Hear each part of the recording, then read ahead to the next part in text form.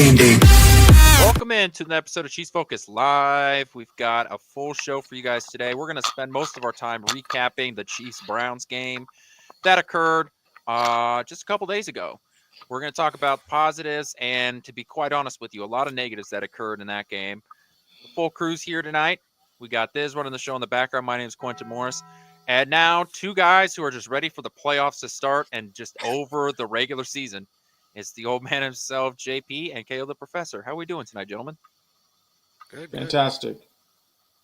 So I think that the first thing we need to talk about is just the Patrick Mahomes injury. I think that he's playing on Saturday, for better or for worse, and we can talk about that, but here in just a second. But I think the fact that today he did his media press conference.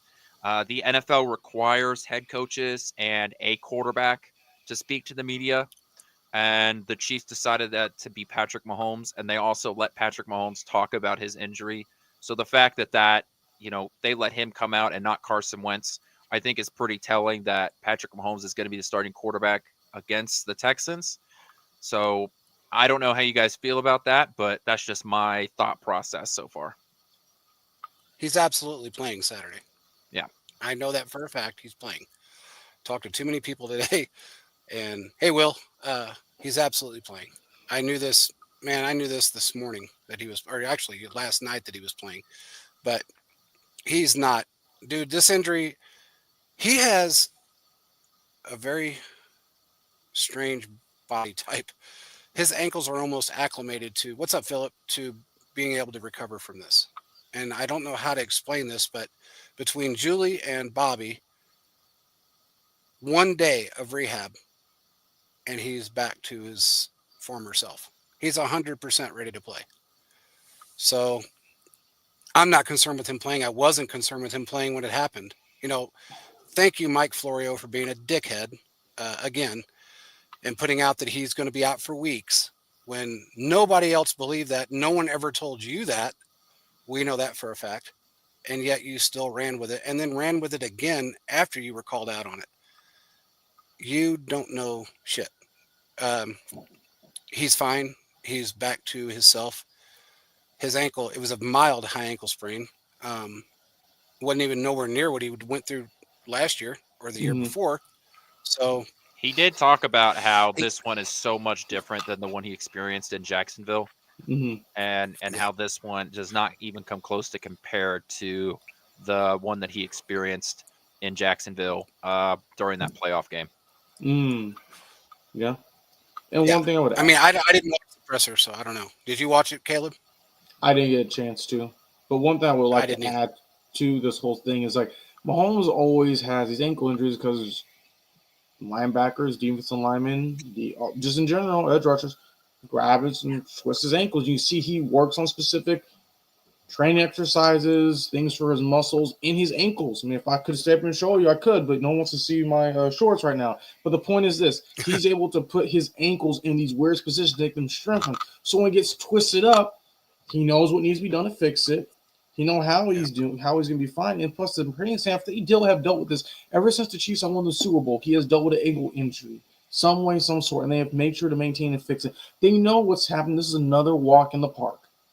And for people to say, I don't think he's playing, well, people don't know what they're talking about, number one. And number two, we have a group of people out there who are Chiefs fans who still don't know what they're talking about. They're Johnny-come-lately fans. Yeah. So what I'm trying to say is this.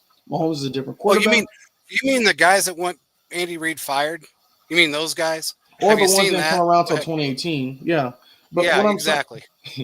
But what I'm trying to say is when you look at all these different things that come into the fold, Mahomes is a different quarterback. There's going to be things that are going to happen that are going to work out for him. And at the end of the day, he's going to be fine. Okay? Yeah. Now, the offense needs to figure their stuff out, which we'll get to later.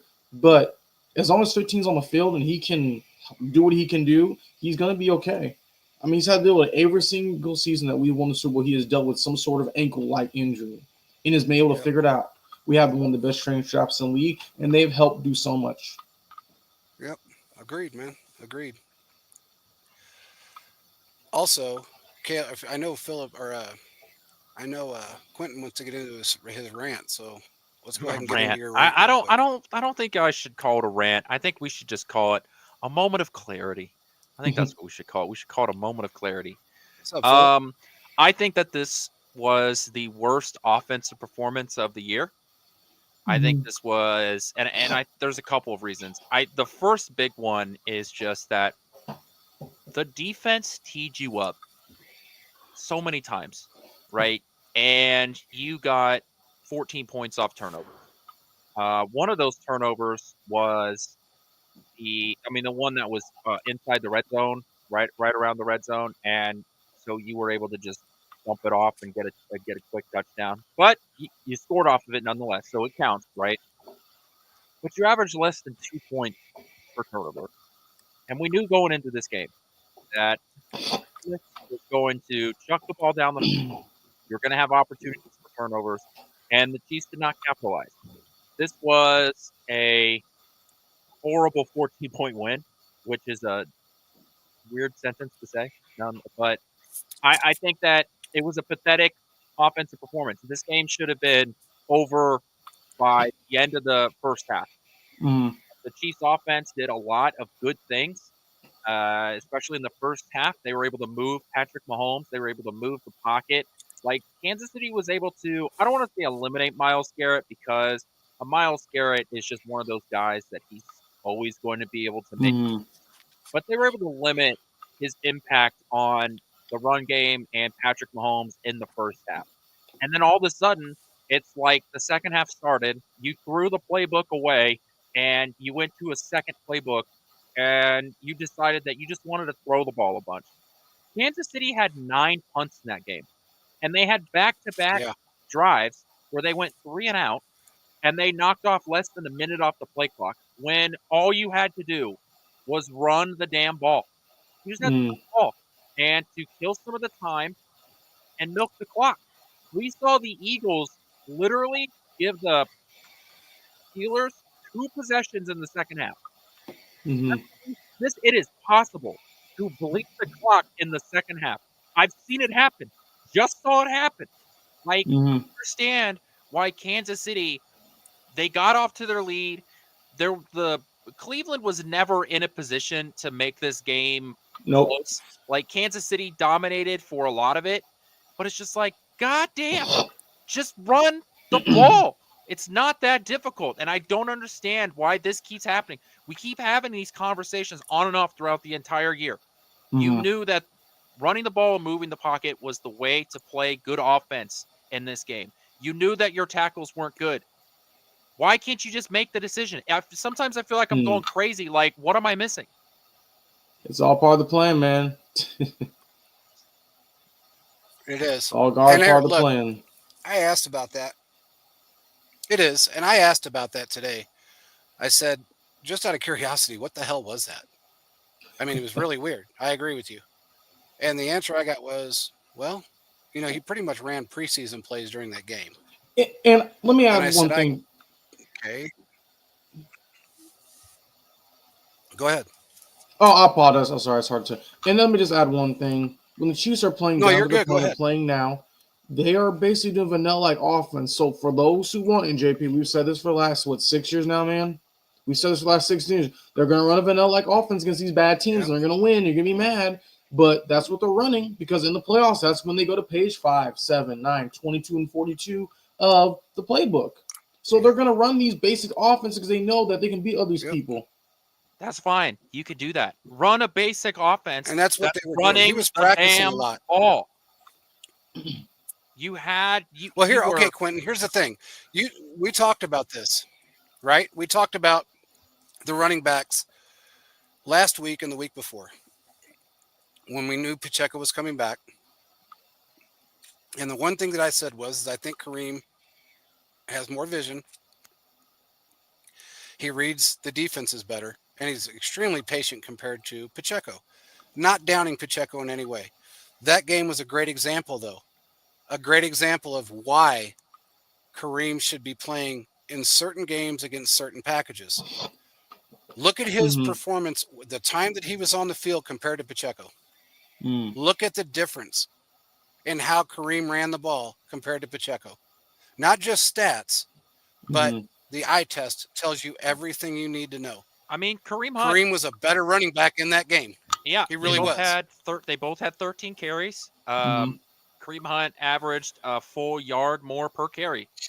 So Yeah, but his carries were more explosive. I mean, he had his first 2 runs were huge. Then that last one that he had was a big run. It's weird that Andy, and I know, look, man, Andy's a loyal guy, and I get all of that. That's fine. But when you know someone is, especially against Cleveland, the team that fucked Kareem over in so many ways, and then Chubb looked like total shit until he got injured. He was terrible. Broke his foot, but yet he was terrible in that game. Kareem made him, and every Cleveland fan came on different social media outlets saying, damn, why did we get rid of Kareem and keep Chubb? Exactly. Why did you do that? You know what's I mean, he's a better running back all the way around, a better running back. It's a damn shame that Carson and most Steele's, of it's from. It's a damn shame that Carson Steele's jersey, didn't have any grass stains on it by the end of the game. That's a perfect opportunity to use Carson Steele. You're up by really 2 is. scores. It really is. And you know that, hey, you know what? We know that this is going to be a dirty game, not in terms of like dirty plays, but we know that this is going to be a grinded out game. Let's put Carson Steele in there, and then we'll have Kareem Hunt out there for a little bit. But that's, I just do not understand how we keep running into this same problem. And I know we're spoiled. The Chiefs won, but honestly, I put the Patrick Mahomes injury on the play calling. I really do. Why are you going for it on 4th and 3, right around midfield? You shouldn't have put Patrick Mahomes in that position. It's just like these little things.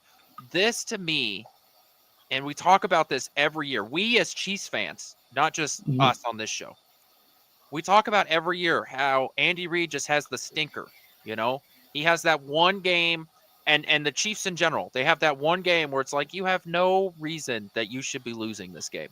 You have no reason to be playing like this. And a couple years ago, it was the Colts game. Last year, it was the Raiders game. And they all come in different shapes and sizes, right? I think that was this one for the Chiefs this year. Now, they won the game, right? So it makes it different. And a lot of it is because the turnovers came from the other team and not Kansas City. But, yeah, the play calling was just awful. And there's no easy way around it. It was just bad. And I think anybody who's ever played Madden before is able to see that. Well, here, look. Let's answer Will real quick. Did D-Hop catch that long pass? He did. He did a great job of catching it. The problem was that the nose of the ball touched the ground. And it was so, I mean, honestly, I had to watch it twice to see. But yes, he really did catch that ball, and that was a phenomenal catch by him. It was just the nose of that ball touched the ground, and that was kind of. Yeah, it didn't. That was it didn't survive when it hit it, because the ball can hit the ground if you have control of it. But the fact that it popped up into the air, like if he would have caught it, but then he re-caught it. Right, but that's the problem. It didn't survive the ground. If it didn't pop up in the air and it would have touched the ground and he would have rolled over, I know, and it would have stayed right there, that would have been a catch. So that's the fact that it was a great attempt. Everything about it was great.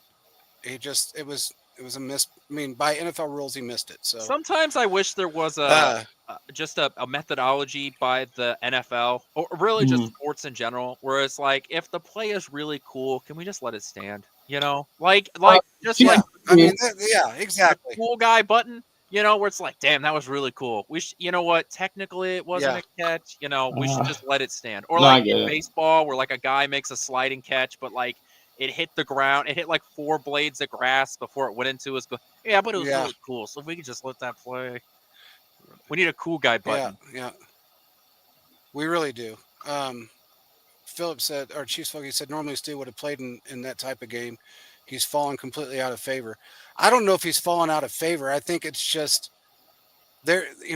We talked about this before the show, and Caleb and I talked about this 3 years ago when everybody was bitching about Andy again, because everybody wanted Andy fired again after this game. Which I know they're all 14-year-olds that are saying this, and then really drunk people that don't know football. But Maybe they missed the last 7 or 12 years of the Chiefs, but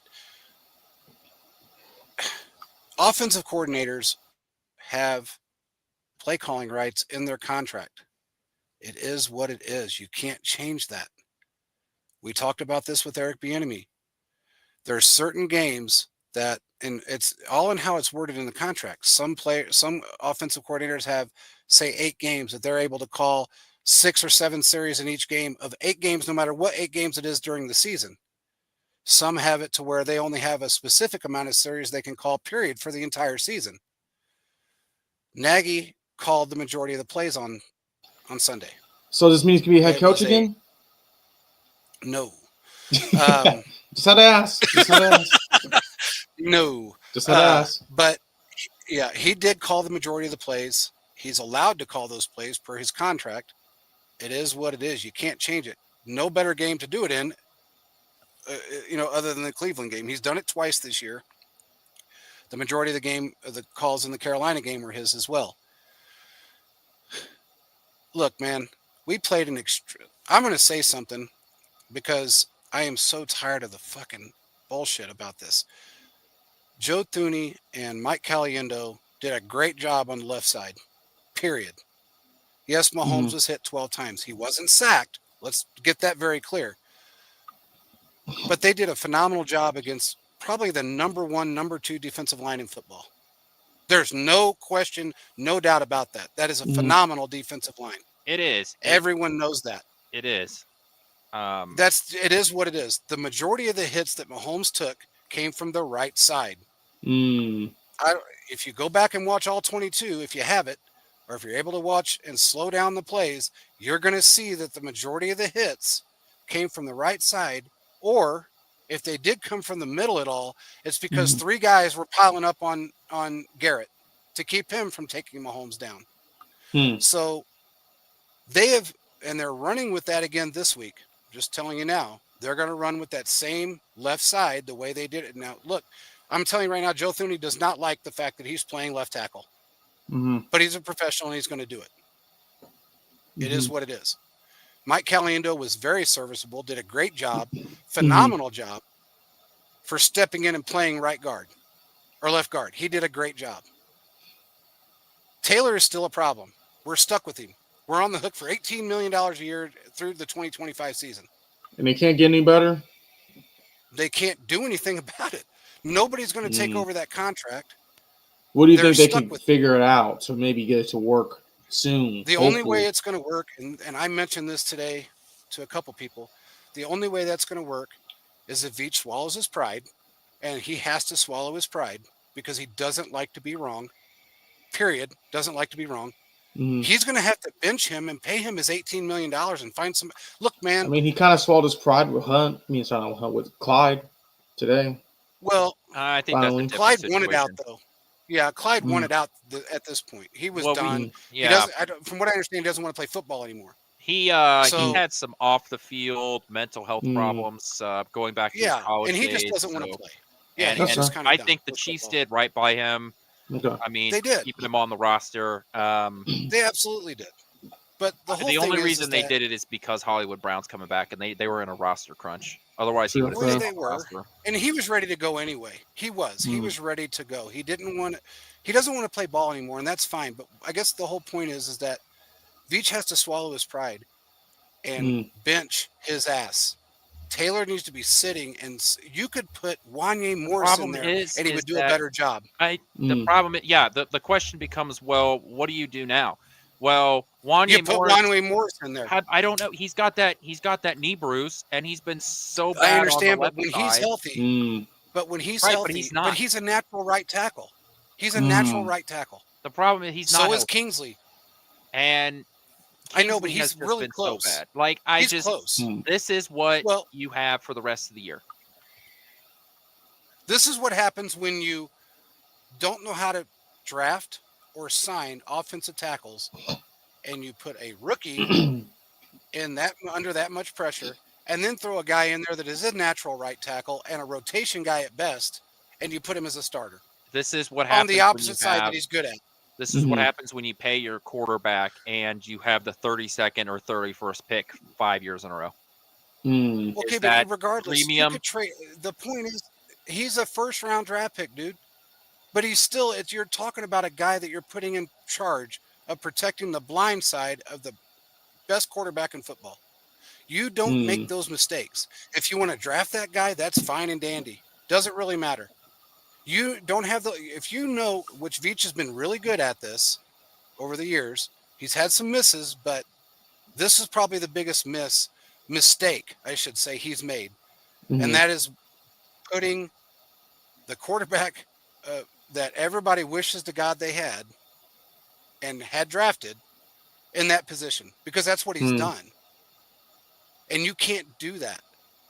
You can't. You cannot sit back and go, well, let me pull up my fucking pants because I did a really good job when you didn't do a really good job. I'm sorry, but you didn't. There's a reason why.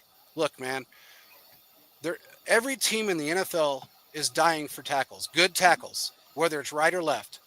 Okay, no matter how you look at it, there's absolutely zero reason why Doug Peterson would have gotten rid of him at all if it wouldn't been for a problem. Because every team, no matter if you're good or bad, no matter if you're in a cap crunch and you're doing a fire sale, you don't get rid of a damn good left tackle or a right tackle.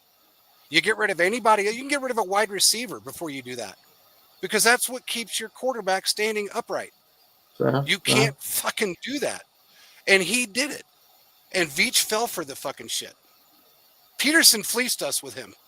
I'm sorry, but he did. He should have just flat out told us, look, he's okay. You always but he's not great in the first week of free agency. Yeah, you always overpay. The way that it is. Well, he should have waited then. And yeah, but he could have gotten anybody that would have been better than Taylor. I'm sorry, but there's a lot of people out there that are better that than free Taylor. agent class wasn't great. Kind of thin though. Yeah, they needed something like, let's just patch the hole. And I'll be honest with you. This draft class, I see Kansas City drafting a lot of defensive players because the opportunities that Kansas City's going to have to draft a tackle, it's not going to be great. So I think that Kansas City's going to run back. Draft. I know. That's the problem. Okay, well, here's another thing you're going to see. Here's something that I don't know if you guys have noticed, and it's kind of frustrating to me. And I mentioned it today when I was talking to a couple people. Do you realize that they're actually kind of doing design rollouts? I mean, a little bit. Yeah. Mahomes didn't even do that shit in college. He's not comfortable doing it, and you can tell he's not comfortable. That's why he's getting hammered on his rollouts. These are designed. No, rollouts. I would say that those are good. That's good play calling, because when your left tackle is not good, and you've got Myles Garrett coming off the left side, I want my quarterback moving the pocket to the right side because you essentially eliminate Myles Garrett from the play. Now, there are reasons that you don't constantly do that, right? Because you eliminate a lot of your play calling. But on some plays, no. Having rollouts like that is a good thing. And I think that when you're going up against elite play calling. Yeah, and you know what? I want to see them do it against Pittsburgh as well. I want to see those rollouts. It's good play design when you have bad left tackle play and you're going up against an elite pass rush. But that's my point, though, Quentin. He's never had to do that in the past. And because of the mistakes that have been made with this offensive line, particularly this year, but even last year with Taylor. The drafting. No, I'm just saying that's a huge fucking mistake. And it's limiting everything Patrick Mahomes does. Do you realize he's got 23 touchdowns on the season? 23 touchdowns, dude. I mean, it's his worst. And I've got some of the stats in front of me, too. Just how many times he's been hit this year. Like, this is not... I'm not sitting here defending it. Patrick Mahomes has been hit 102 times this year. That's not good. Yeah. In second place is Joe Burrow with 97. And we spent all offseason talking about how bad his offensive line was. And throughout the years, how bad his offensive line has been. Patrick Mahomes over the last 3 weeks has been hit 35 times, which is, once again, the most in the NFL. He's been hit 6 more times than the guy in second place, Bryce Young. So who forces himself into bad situations with the way that he moves? Joe Burrow, once again, he's sitting in fourth place with the most times that he's been hit at 25. So this is a bad tackle situation, and this is who you have. This is what you're running with. So you need to be able to scheme around it. which is why I really thought in this Cleveland game how it was really strange. They had some good scheme stuff in the first half, moving the pocket. They were doing some of the outside. There were times they weren't even running the ball to the left side because Myles Garrett was over there. So fair. you were seeing the play right there. It was, we're running the ball down the gut. We're running the ball to the right side. We're going to move the pocket to the right side. We're keeping Myles Garrett out of this game. That's what you do. You know what teams do when they go up against the Chiefs defensive line? They say, hey, Chris Jones, you're not going to beat us. We are not going to put ourselves in a position to where Chris Jones is going to be the guy that beats us. If George Karlaftis is the guy that comes around and hits my quarterback, more power to you. But Chris Jones, we're doing everything we can to stop you. It's what the good offenses do in the NFL, and it works on the other side. How many times did teams come out and say, they were like, hey, Tyreek Hill, you're not beating us. If somebody else wants to come out and if somebody else wants to come out and beat us, that's fine. This year, over the last couple years, it's been, hey, Travis Kelce, you're not going to beat us. If pick X offensive player that has been on the Chiefs over the last couple years, if Juju Smith-Schuster beats us, more power to you. That's just the way that it works. And if Kansas City is going to scheme like that, that's good offensive play calling. What really frustrated me is when they stopped doing that, they stopped running the ball in general, and they decided to throw the ball deep to Watson down the field on a 3rd and short. It's 3rd and 3. Why are you throwing a 60-yard bomb to a guy that's in double coverage because when Xavier Worthy was running a screen route over the middle of the field at 4 yards? Dump the ball off to him and let's bleed the clock. Part of that problem, dude, I think part of the issue is that Mahomes is kind of burned out on these little dump off passes and this little shit. He wants to take some risks. He wanted to take some risk. I know, but he wanted to take some risk, and you can't blame him for that. But in the same aspect, you throw a team off when everybody assumes you're going to run the ball. Everybody assumes it's going to be a screen. Everybody assumes it's going to be a short dump off. So you do throw a defense off when you take the chance and go 60 yards downfield. Don't do it on 3rd and 3. They've done it numerous times over the last 7 years, and it's worked fine. It's not working right now. And again, this all starts up front. But I'm going to give all the props to Caliendo and Tooney because they did a great job on that side. Now, when they had he said, is there any news on DJ? Well, they're not going to use him until they have to, is what I was told. So when that is, I don't know. But right now, they're not going to be playing him for this week and maybe possibly the week after. Yeah, right now, they're going to go. With the short week, it's hard to say with how the injury report comes out. The Chiefs and it's just there's not a lot. They're just not going to out there. No, what I was told specifically, just not even right before I got on this show, was that they're not going to use him unless they have to. Until he's absolutely needed, I'll just put it that way. Which, that makes sense. I mean, it really does make sense. You got 2 guys that are very serviceable on that side. The problem is, again, now you got the right side to worry about.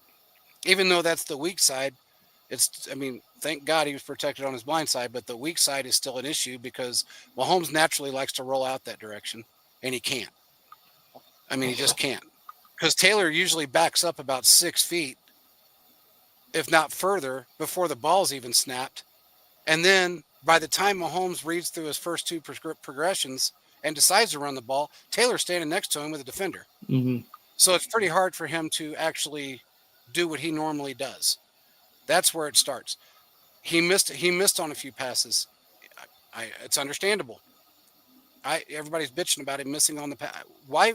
How do you expect him to be 100% accurate right now on these long passes when he's scared to death that he's going to get nailed? He's been nailed all year long. Quentin just ran the stats. He's still gun shy.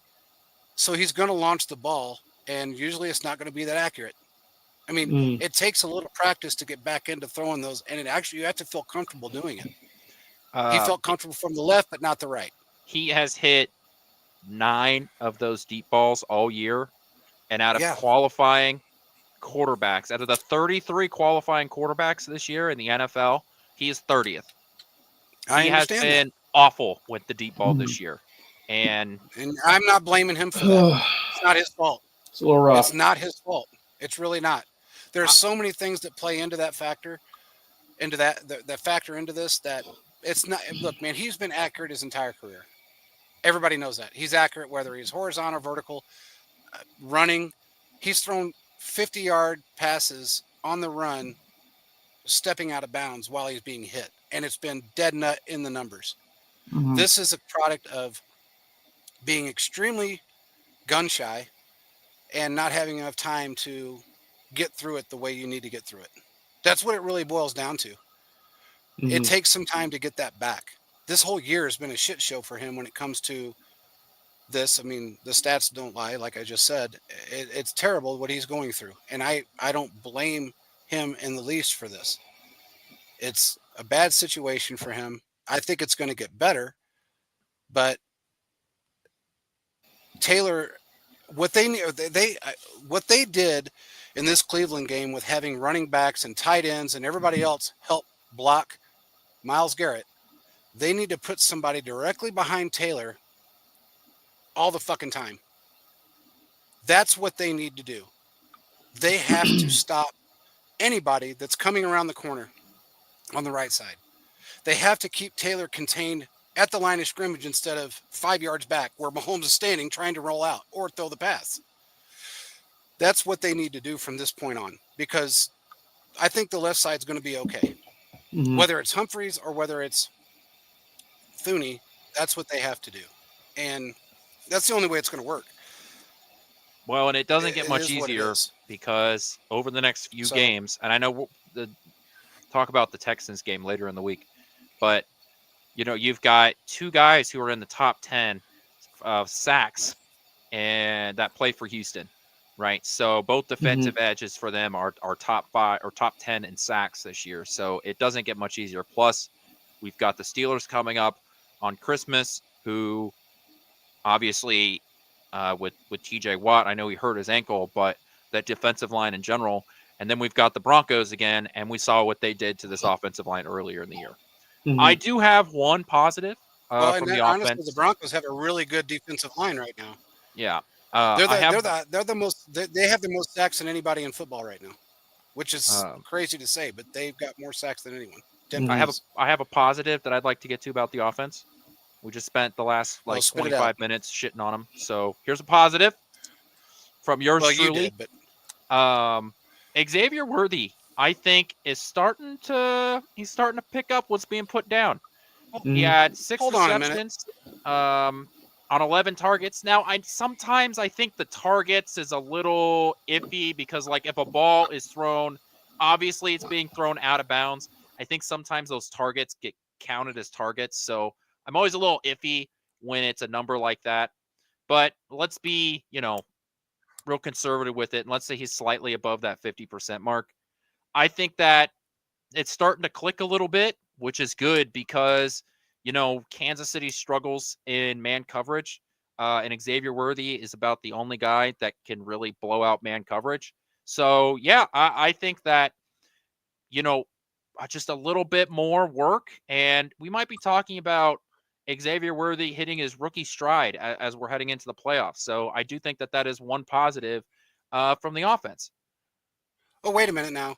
Will, you've been on you're on this every week. Don't do this, JP. Don't do this. You're definitely on this every Don't week. do it. Why does he steal my thunder? Why does Quentin steal Caleb? Why? Why does he steal? I've been saying this for 4 weeks now, that every week he's progressively gotten better. Every week he's picking up a little bit more and a little bit more. Now all of a sudden Quentin's on the bandwagon and he thinks. We've been saying this for weeks. I digress. We knew Quinn was going to come around eventually. Hey, I'm just saying. Eventually it happens. I think the biggest thing is that we're seeing him. Look, he had a good catch on the sideline yesterday, right? Like that's a big thing. Yeah. Maybe he got a good talking to over the last couple weeks. Be like, hey, you see that thick ass white line? Yeah, that's out of bounds. We want you to catch it on the green. So they had a good productive conversation about that. Yeah, I do think that is definitely the biggest positive coming out of this Cleveland game from the Chiefs offensive side of point is we've got that. We all know DeAndre Hopkins and Travis Kelce, who they are at this point in their career. And so there's nothing really new about that. I do think that Juju Smith-Schuster, I think he is exactly what you need him to be.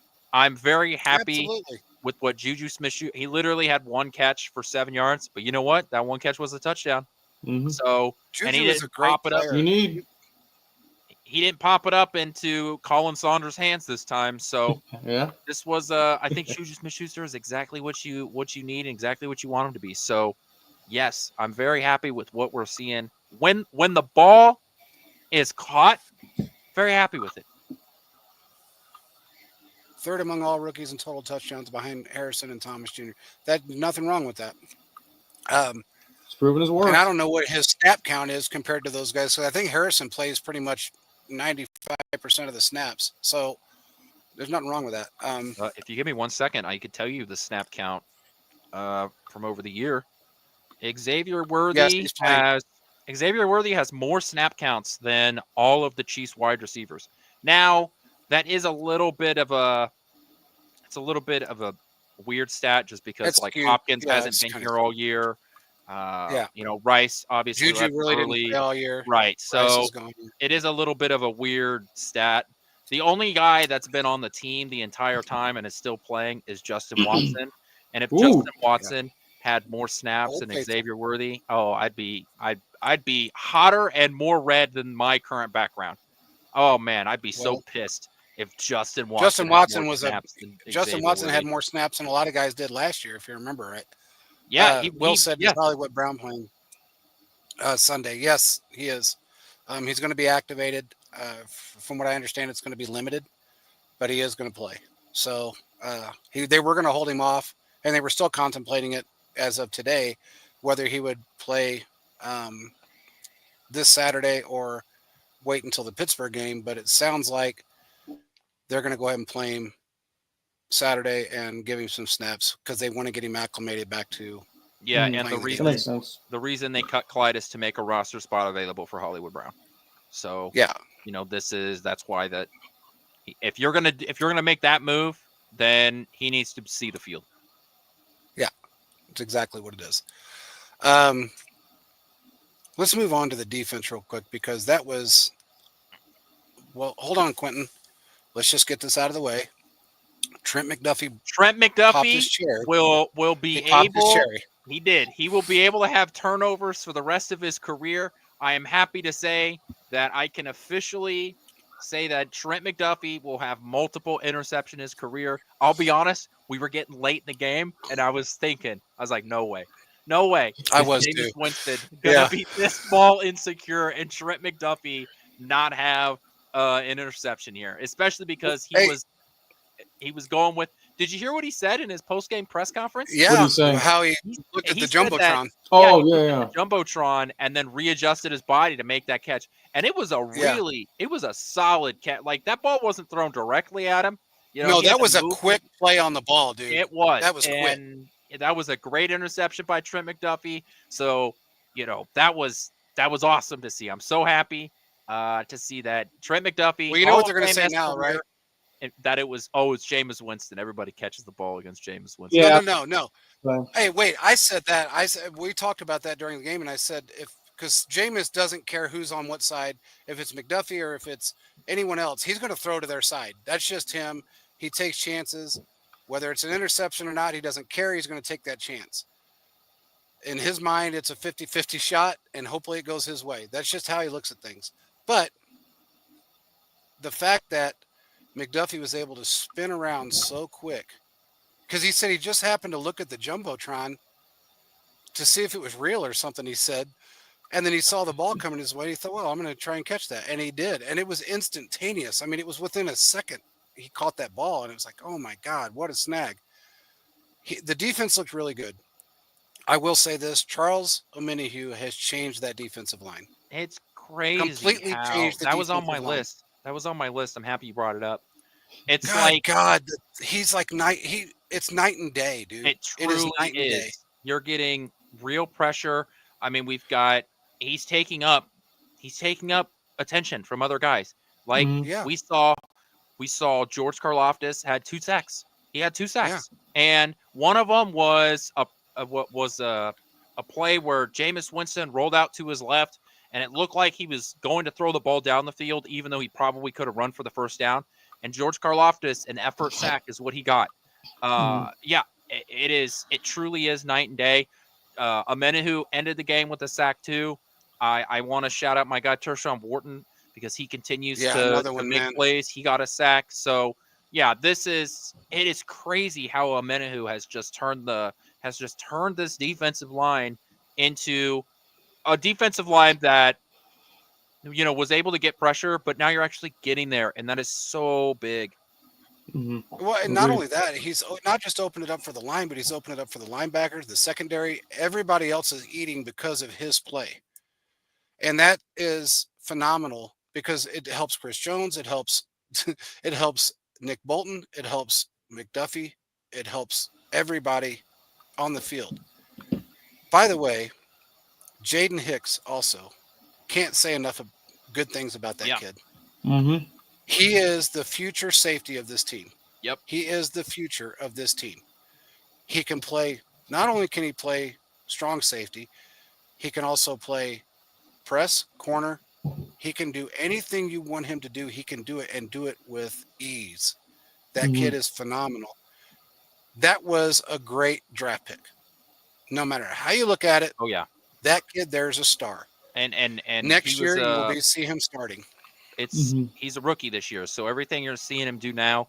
Look, Washington knows what the hell they're doing with corners, and they really do, man. I was literally when I was looking at the guys that are eligible for the draft this year, I literally searched Washington to see what corners or safeties was coming out. There isn't one, but yeah, I was like, whoever it is, just draft him because man, you want to that seems to be their niche. Is Washington and their ability to build defensive backs. It's kind of like Iowa. People always shit on Iowa and the tight ends. Yeah, man. I mean, they just bring out some phenomenal tight ends.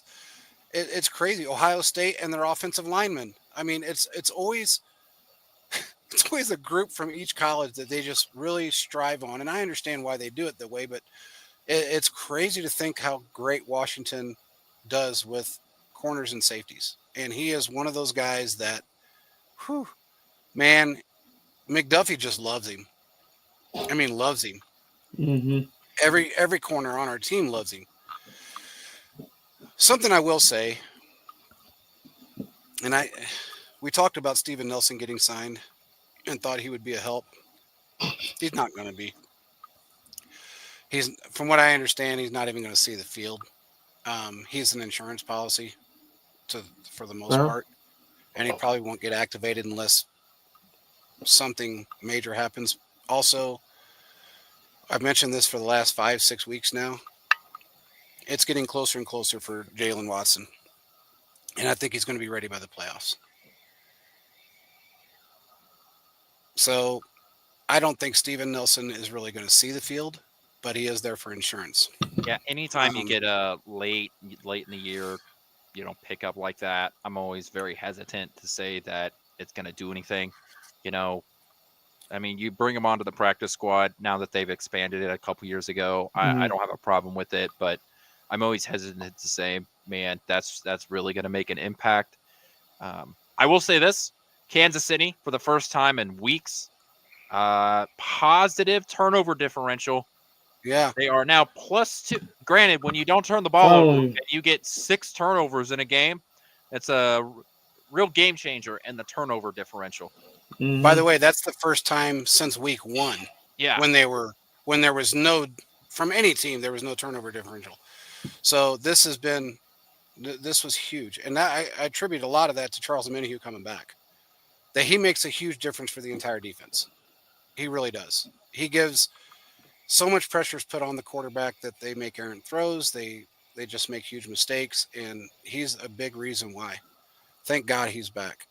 Phillips said McDuffie's an all-pro again this season. Watson coming back is going to be huge. I agree. It is. Oh, for sure. If he does make it back, which I understand he's going to make it back, or at least pretty damn close to making it back, that's going to be huge. It's going to be a game changer in the playoffs. Game changer. Let's talk about something real quick, though, while we're on the thought about defense. You know, a lot has been said about Buffalo. A lot has been said about Detroit being the two best teams in football. They are not the two best teams in football. That game between those two proves everything. I don't Well, care about injuries. I don't care about all that bullshit. Mm, If you can't draft depth or have depth on your team, then you're not mhm. fucking good. in It's that simple. defense of the Lions, they have more defensive linemen on IR than they had bringing into the year. Yep. They I have understand 12 that. defensive linemen on IR.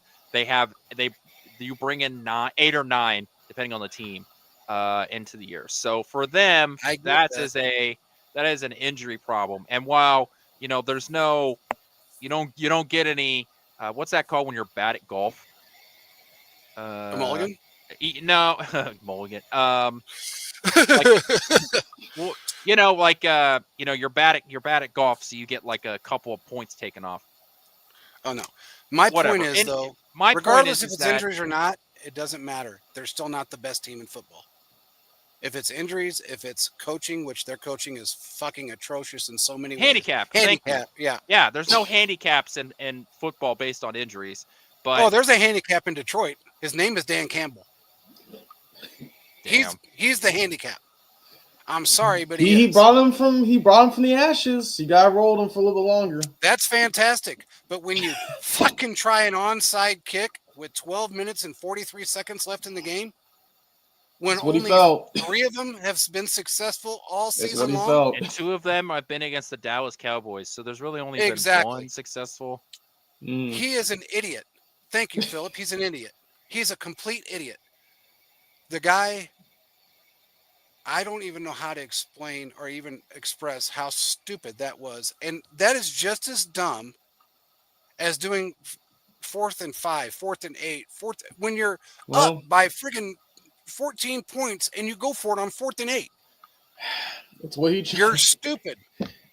You're a dumb, stupid man to do that. That's what cost him in the playoffs last year. It's costing him now, and it's going to cost him in the playoffs this year. Not just the injuries. He's not a smart man. He's just not smart. Sorry, but he's not. Buffalo, the excuse they came up with, well, 2 of our DBs got hurt. Okay, well, where's your backups? We've been down. The Bills You gotta and the have Ravens. The Bills and the Ravens are the exact same team. They both are. bad at defense. They both have electric MVP caliber Offenses. quarterbacks. And one is just really good at throwing the ball. The other one, copy and paste that into running the ball. Other than that, they're the exact same team. Hold on. Don't take it that way, Philip. I meant he's not. He is the handicap of that team, like in golf. He's the handicap. We're not slamming anybody. He is a terrible coach. He's an idiot. He's done. I don't agree. Terrible things. I don't agree with that. He's an idiot. I think he's a very good head coach. I think he makes bad decisions because but I think that his players respect him. Those players play hard for him. I think he's good for the NFL. Anytime you get a press conference where a guy can go up there and say bite kneecaps, it's like that sort of stuff. I embrace the chaos and stuff like that. But yeah, I don't agree with a lot of the calls. I that will he tell makes, you this: but they're good between his bottom teeth and that play call, he's got the money. He needs to get those teeth fixed. Those suckers. JP, focus on football. Focus on football, man. I don't know, but Dan Campbell just gets on my damn nerves. He goes. He needs to, I don't know if that's true or if he just. Well, he needs to do a better job of calling plays. Rushing We can them all damn agree with things. that. Yeah, he does. Now, Buffalo, I do not see them being the team that everybody thinks they are. Yes, they're electric in offense. There's no doubt about it. They lost against the Rams, a 6-6 football team at the time. Okay. The Rams defense is good. I'm not going to take anything away from them, but they're still not a top 5 defense. They're not a top 3 defense. They're a good defense. Somebody said, well, is it because they knew the team? Well, no. How would they know the team if they never play that team? When was the last time the Bills and Rams, or the Detroit the Bills and Rams played? Don't remember. Didn't hear about it. Probably 4 years ago, right? Because of the rotation. 4 years. Exactly. I would say probably that's a safe bet. I don't know that for sure, but yeah, it's a rotation thing, so it's been a while. So they don't know each other that well. Buffalo just got out-coached and outplayed. It's that simple. In that Detroit Bills game, a mistake, one mistake cost Detroit that game. The only reason why Detroit lost that game is because of Dan Campbell handing the Bills 7 points when they lost by 6. It's that simple. He makes boneheaded calls, boneheaded decisions, and it's going to cost them all the way down the line. It did last year. Sean McDermott, exactly. Sean McDermott, by the way, is not good at clock management. He's not good at calling plays at the end of a game. If it wasn't for Josh Allen and a horrible defense with Detroit, they would have not been anywhere near where they were. It would have been, I'm telling you now, I feel sorry for some Bills fans, some I don't, because they're just jerk-offs.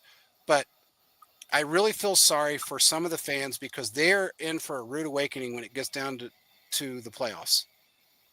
Right now, everybody's talking about Josh Allen being MVP. Do you realize he may have MVP season, but can he pull up in the playoffs? That's the thing. And Lamar Jackson right now has better stats. Yeah, but they have than Josh Allen does. Pull him up and look at him. Voter fatigue. His QBR is better. His touchdowns are more. He's got more yardage. He's done more than Josh Allen has. The difference is what, 11-3 and 9-5? That's the difference right now. That's the only difference. You can't put a loss on one guy when your defense sucks.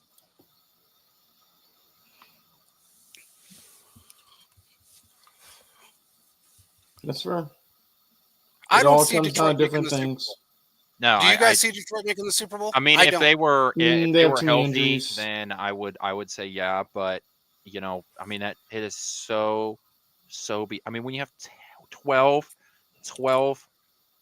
guys on IR from the same position, it's amazing that they're still able to field guys. But the whole thing is that I get it, I understand it. There's something that's happening within that team to have that many injuries in one position group. That's something that somebody has to think about.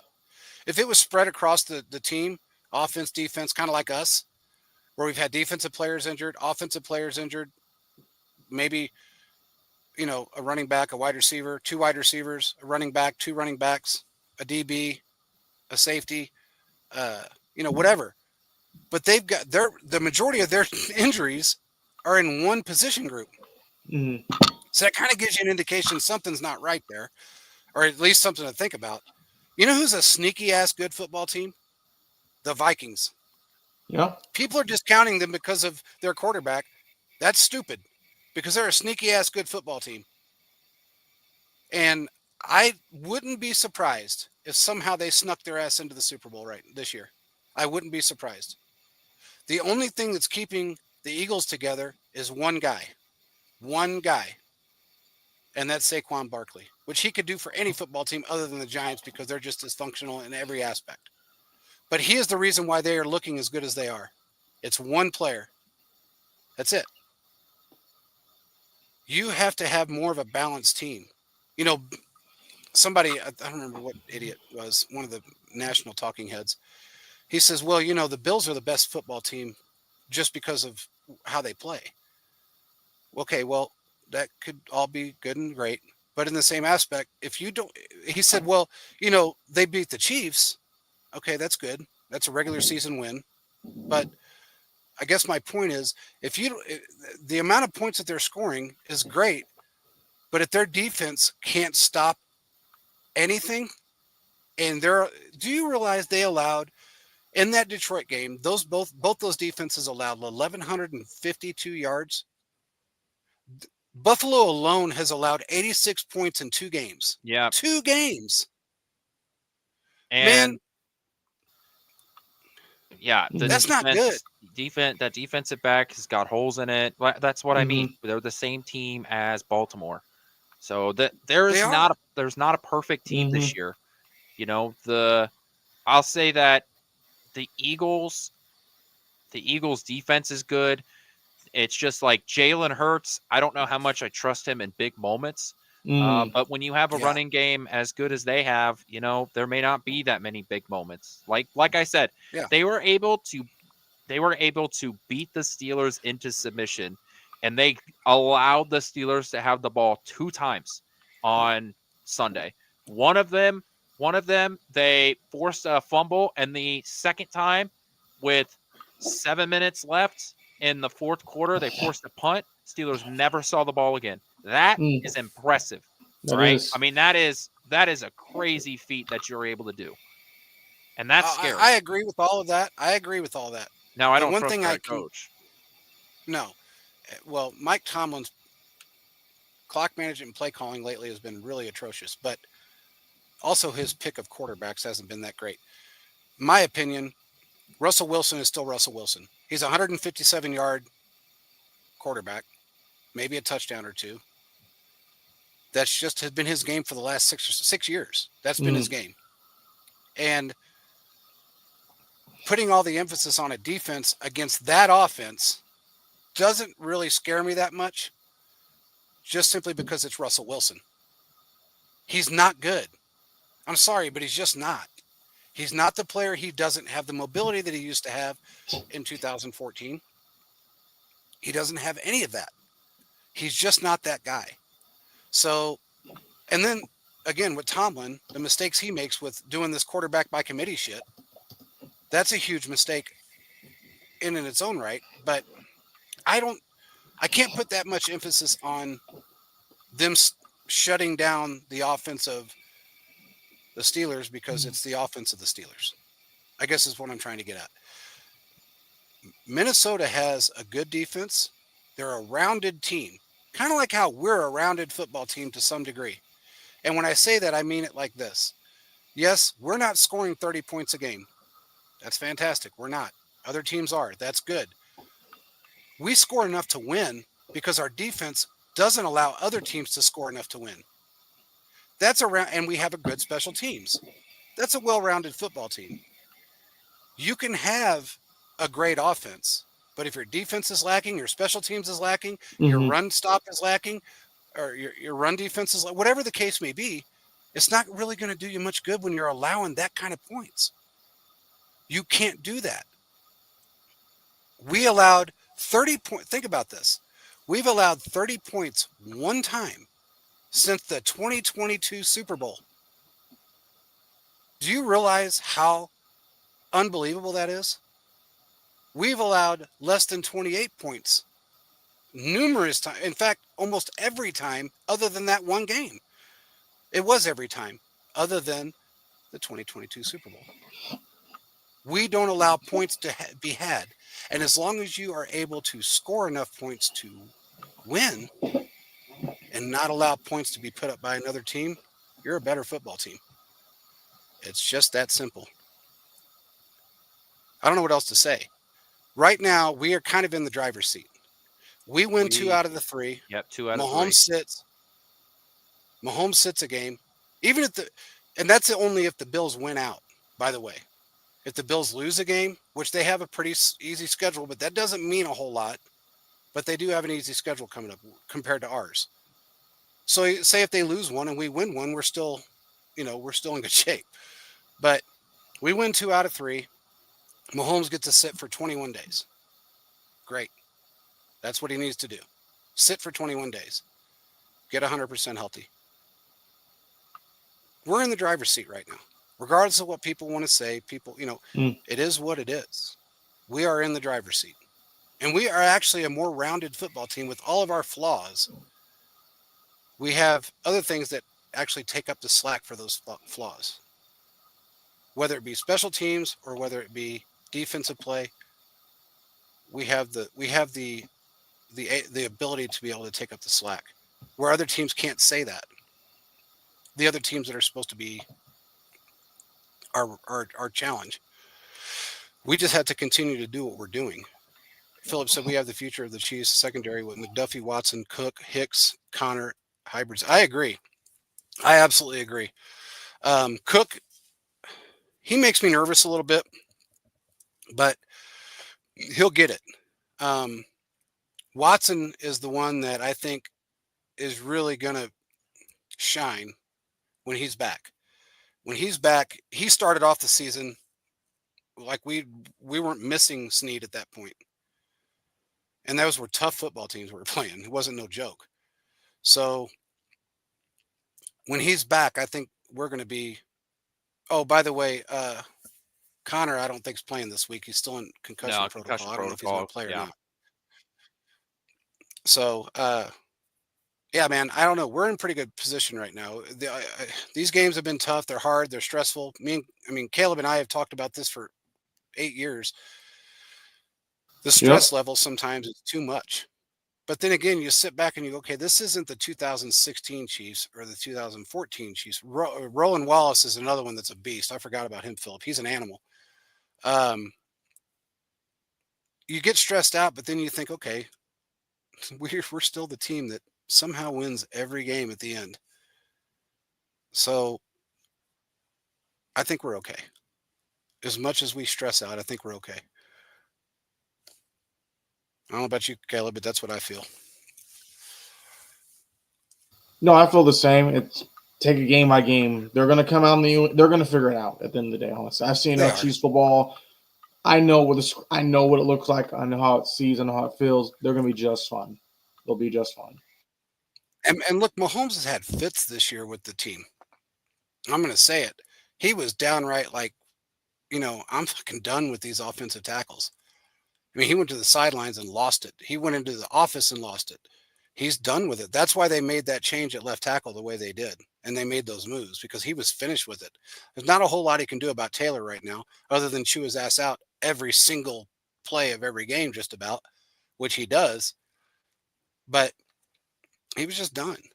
And I guarantee you, when he talks, they listen. He's not one to bitch a lot. But when he finally gets fed up and he says something, that's when things happen. And that's when this happened.